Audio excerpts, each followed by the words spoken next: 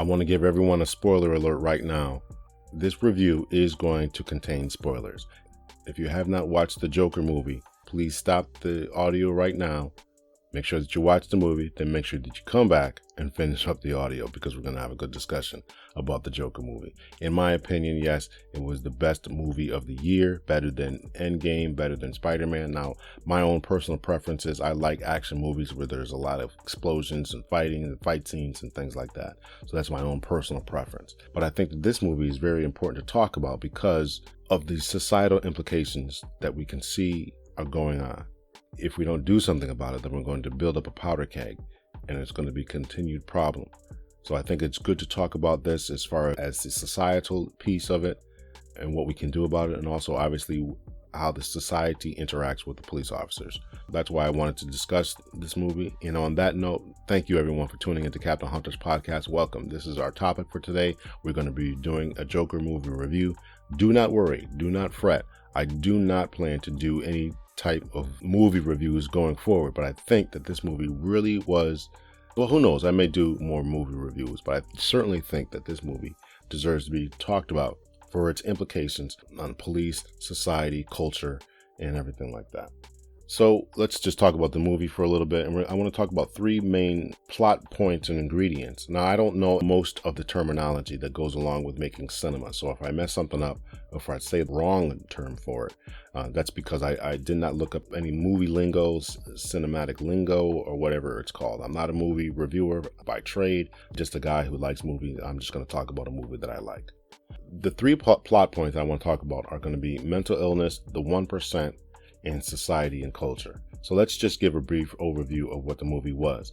We see our protagonist, or I guess our hero or anti-hero in the movie, Arthur Fleck, who is obviously going to become the Joker, the notorious villain, bad guy to one of the most famous and iconic superheroes of all time, Batman. Now, I am a Batman fan. He is probably my favorite superhero, but I don't want to get into all that, right? I'll try to keep this podcast semi-professional. I don't want to be talking about comic book heroes, but I think that it's important to talk about what the makings of the Joker and why the writers and directors and the producers, Warner Brothers, and all these people who are behind the movie, why they took the path that they did. In the comic books, there is not really a history of Arthur Fleck or of the Joker, which I don't even believe is his real name. In the comic books, no one actually knew who he was. But I think that it's really important to really discuss what these writers did and what they did in relationship to what's going on today. And I really think that they took historical canons of the comic books, mixed them with what's happening in today's society, and developed this movie that I think is probably one of the best that I've seen in a long time. Certainly a very good backstory, very good origin story, and just a good movie. And it really tells a story. And that's why I think it's worth talking about just for a special episode for today. Because I think that if we don't do something about the serious problems that we are encountering today, then we are going to be doomed to who knows what. It doesn't have to go this way. And I think that that's the point that the writers and directors were trying to say, is that it doesn't have to go this way. We can see these problems and we can head off these problems. We know and understand that those who do not understand and do not remember history are doomed to repeat it. And we don't have to be doomed to repeat any of this history. We can move on and grow on in a different direction if we only apply what we know and what we have learned throughout history. So our protagonist, Arthur Fleck, that's a special word, right? Protagonist. I do know at least that much from a literature class that I took one time. So our protagonist, Arthur Fleck, is a man who we see through the development of the story has been suffering from mental illness. But as we learn throughout the story, his mental illness was actually the result of being abused by a boyfriend of his mother. So his mother had a boyfriend, live-in boyfriend, who was tying or chaining the young Arthur to a radiator, beating him senseless, and he develops brain damage. Now that brain damage is most likely, according to the story, probably where Arthur develops some of his mental problems, where he laughs uncontrollably and has to carry a card. Remember, he had to give the lady on the bus a card explaining why he was laughing and his mental illness and mental disease. So did he have a combination of some genetic mental disease plus the brain damage, we just don't know. It's up for interpretation and speculation. Let's discuss the first plot point is this mental illness. As a mentally ill person himself, Arthur is dealing with knowing that he's having problems. He tells his therapist at one point, you need to increase my medication. He understands that he is awkward. He has problems coping on his job. He has problems coping in relationships with other people. He has problems just coping just in real life. The scene on the bus where he's trying to make the child laugh, obviously has some affinity infection for children. He is trying to make the child laugh. The woman on the bus tells him to stop bothering my child. He seems to be this awkward man. He starts to laugh uncontrollably as he does because of his mental illness problems. The woman becomes upset. He has to then give the woman a card explaining his mental deficiencies. It's the look of repulsion, look of disgust that really is driving Arthur, that he understands to some extent, I believe, that he is dealing with this mental illness, but he just can't help it. He's laughing uncontrollably. At one point in time when he's talking to his therapist, he asks the therapist to increase his medication, and she lets him know that we can't increase your medication. And in fact, another time when they meet, she has to tell him that the funding has been cut by the city, and so therefore he's more than likely going to be losing access to his medication, and certainly his access to therapeutic sessions or counseling sessions that he's been used to are going to be cut. So this is another plot point, right? The first plot point I want to talk about is how society views mental illness. We want to shun them. We want to put them to the side. We want to ignore them. We want to pretend as if they don't exist. We want to pretend as if they are disgusting people. And I think that much of this is changing because of institutions are doing a better job with discussing mental health, discussing mental illness, and letting them know that mental illness is really nothing to be repulsed by. I can remember when I went through our CIT program, that was Crisis Intervention Team. That was when a company came into the police department. They went around to numerous police departments and taught police officers how to respond to people who are dealing with mental illness. The reason that this is important is because we see and understand that many communities, when the police were called, police officers didn't know how to respond. Officers who did respond went the whole criminalistic route. This person's criminal, this person's dangerous, and therefore they were shooting them. And the truth be told, they were just having some type of mental illness and some type of mental breakdown. Instead of responding rationally in a more tactful, sympathetic, de-escalatory type of manner, the police officers were getting there and shooting and killing people who were suffering from some type of mental breakdown. And that, I think, has to stop, and it is stopping. And so therefore, many communities, many towns were linking up with different mental health organizations and developing plans on how to deal with people who were going through some type of mental crisis. So that's the first point about this. So it's the mental health aspect of it. From the mental health aspect of it, we go to the societal breakdown, problems that society was having. In our movie, we understand that there was a garbage strike that was going on. Now, let's talk about the garbage strike. Can't just move on from that, right? So there's obviously garbage piling up on the street. Trash is piling up on the street with all that comes with that. The smells, probably driving up asthma, which is driving up a lot of different other things, right? We got more than likely more bugs, more rats, also contributing to more asthma complaints. So this garbage piling up in the street is causing a lot of problems that people don't see. There's people out of work. Now people can't buy food, groceries. So all of this kind of stuff is a slow, toxic burn that is being the kindling to this fire that we'll see, this explosion that we'll see during the end of the movie, obviously. So we have the mental illness that's going on. We have a societal unrest concerning the garbage strike and all the other problems with that. And then we have the third plot point, which I think is really worth exploring, is the 1%. The 1% is another problem that is stoking this fire of society's problem. The 1% don't want to pay more taxes so people can get the sanitation workers that they need, right? They are getting rich. They are getting richer and richer. And the common people are maintaining what they have and or getting poorer and poorer. One aspect of the problems that society was having. Remember after when Arthur gets jumped by those kids, obviously they don't have any jobs or anything better to do but to pick on clowns in the street. So they take the sign, they beat Arthur down, they leave him bruised and battered. He goes back to his job, and a friend of his, or a supposed friend, and I'm saying that in air quotes, friend of his gives him a gun to protect himself. Fast forward to where we get back onto the subway. Arthur then sees 3 stockbrokers picking on a young lady, throwing french fries at her. Arthur chooses not to get involved. However, his nervousness, his angst causes his uncontrollable laughter to kick in again. The stockbrokers then turn their attention to him, start picking on him, and start beating up on him. Arthur has had enough. He's been beat down once already. He's been abused and used by society for so long now. He then defends himself and kills the stockbrokers. We'll come back to this in a moment, but continuing the theme of the 1%, we then have Thomas Wayne. Now, Thomas Wayne has always been a philanthropist in the comic books. Here, he's more of a Donald Trump-like figure, a 1%er who does not care about the common man. In fact, in one television interview, when they're talking about his possible run for the mayor of the city of Gotham, they ask him, about the unrest that's going on and how we're going to get people back to work.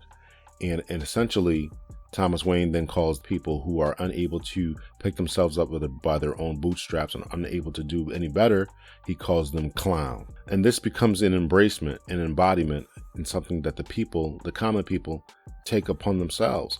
After Arthur Fleck kills the stockbrokers on the subway, they have pictures that he was dressed as a clown. You take Thomas Wayne's attributing those who are the underbelly, or what he considered the underbelly, or the lower echelon of society. He refers to them as clowns, so that now these people, the common people, embrace that.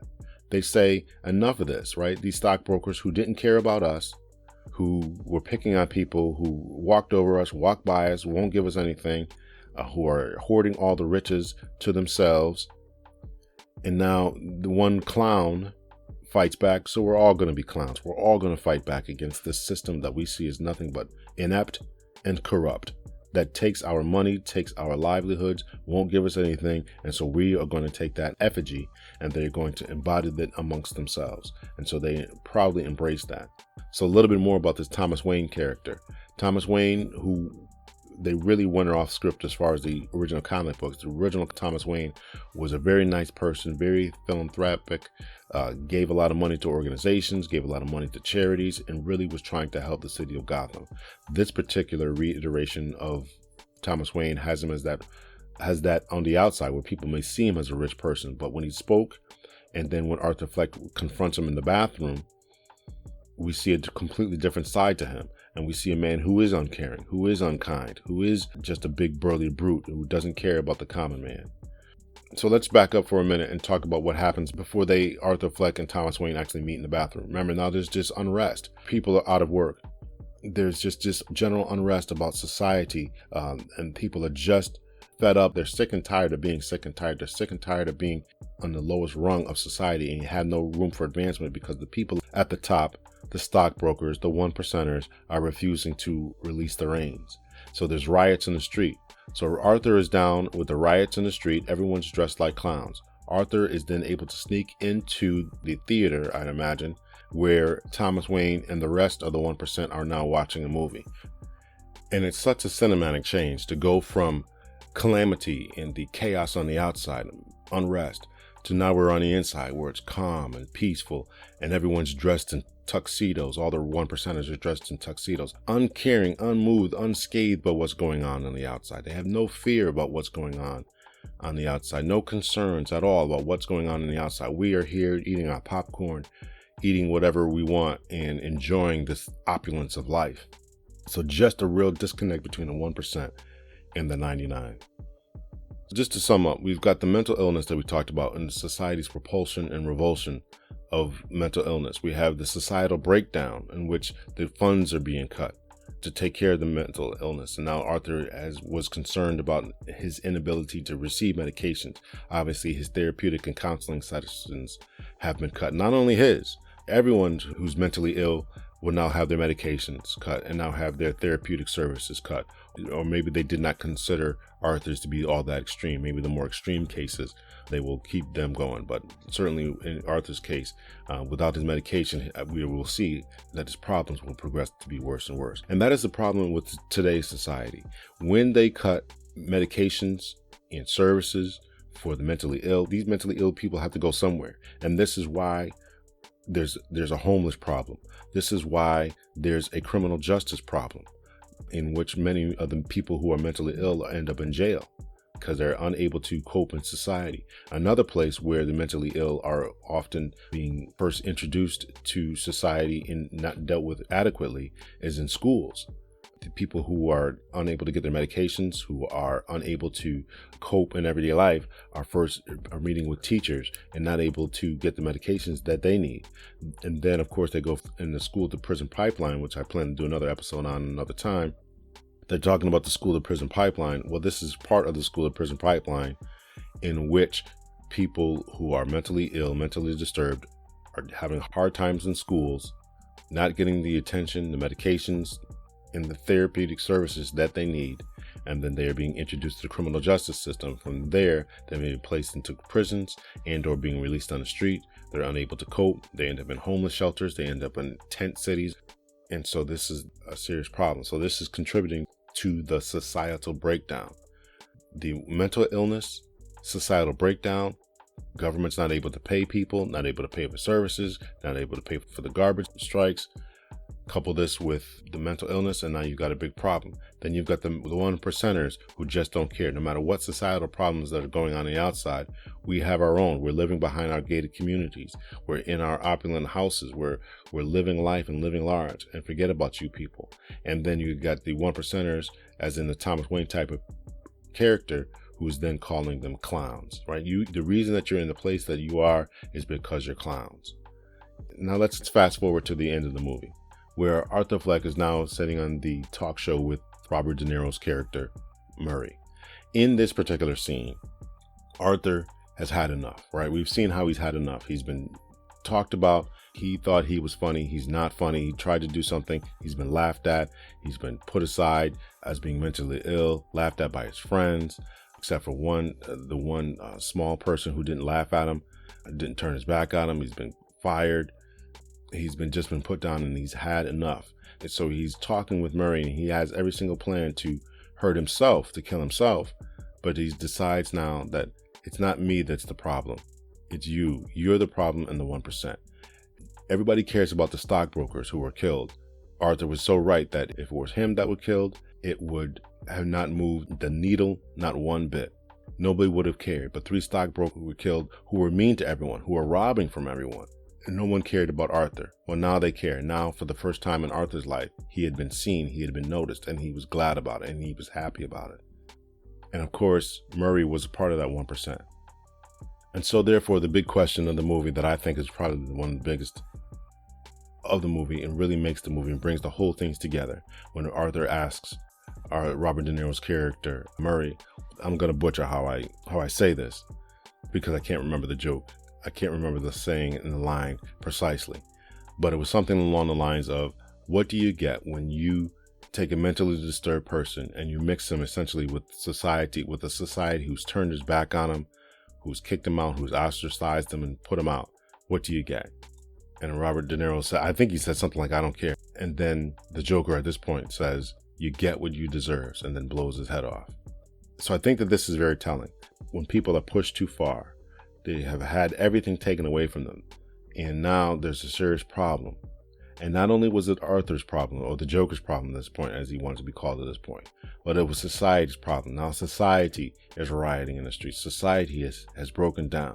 We have nothing left to lose. These people have taken everything. These people being the 1%, they won't pay us any living wages. They won't adequately fund our mental health programs, and probably schools, and probably everything else that you can imagine that we need in order to live this nice civilized life. These people are just taking from us. Meanwhile, they're in their castles enjoying their lavish lifestyles. And we on the outside, who are shoveling the crap, and who are picking up, and who are trying to make it from day to day, are unable to make it. This becomes the problem. So my purpose and point in talking about this is because I want to bring out the point that I think that they did a fantastic job. They being the writers and directors did a fantastic job of showing the societal problems that could happen and that are happening. And so I think that we need to really think about how we think about society and do something about it. And what can we do about it? Right? We have to change the way that we vote, or vote people in who are actually going to do something and demand some type of change. Demand some type of change before it's too late and too far, and before some people have gone too far. And this relates to a lot of different things. It relates to our mental health. It relates to our thoughts about gun control. It relates to our thoughts about the 1%, capitalism. It relates to how we want to live. And we have to make some serious choices before things get too bad and too far. So that's it, ladies and gentlemen. I really just kind of want to review it. I just want to talk about those 3 points: the mental health aspects, the 1%, and the societal breakdown of what we can do in order to head these things off. So let me know if you agree with my assessments of what I saw when I watched this movie. I think it was the best movie that I've seen this year. Like I said, I'm not into cinematic dramas. I'm not into dramas, but I thought it was very good. I really only watched it because it's the Joker, once again, the notorious villain of Batman. I realize it's a fictional movie, but I do think that there was some very good ideas in relating to what is going on in today's times and in today's society. So think about that. I hope you guys enjoyed this. And that's it for now, ladies and gentlemen. So write me back. Let me know if you agree with my assessment or if you disagree. Subscribe to my blog, LMH Police Training and Consulting. I have a blog over there. Subscribe to that.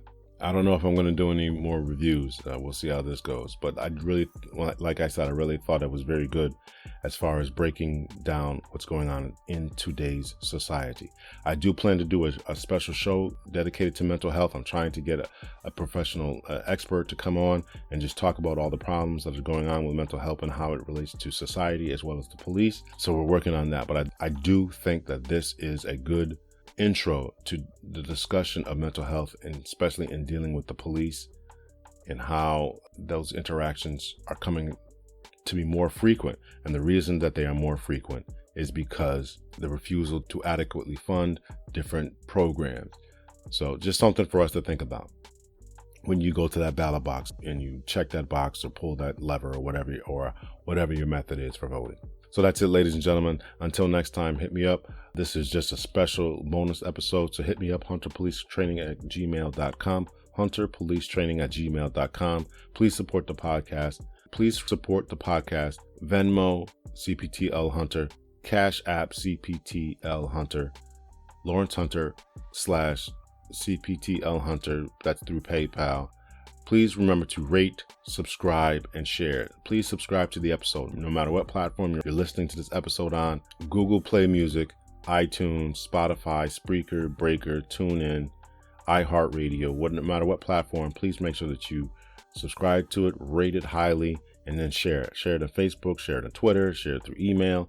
Do what you got to do to get this information out there. Thank you once again, ladies and gentlemen, for listening. I hope you all have a great time. We are going to release another episode every Sunday. So that's it for now. Much love and peace.